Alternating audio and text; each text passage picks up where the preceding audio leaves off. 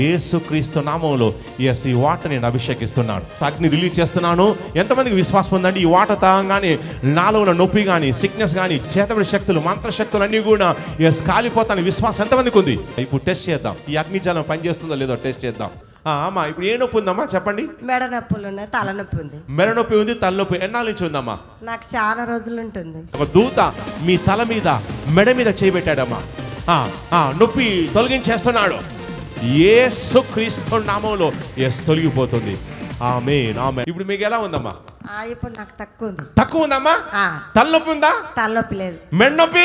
మెడనొప్పి కూడా పోయింది. మెడనొప్పి లేదు, తలనొప్పి లేదు, తక్కువైపోయింది. తక్కువైంది. గట్టిగా చప్పట్లు కొట్టి గట్టిగా గట్టిగా బోలో యేసుక్రీస్తు మహారాజుకి.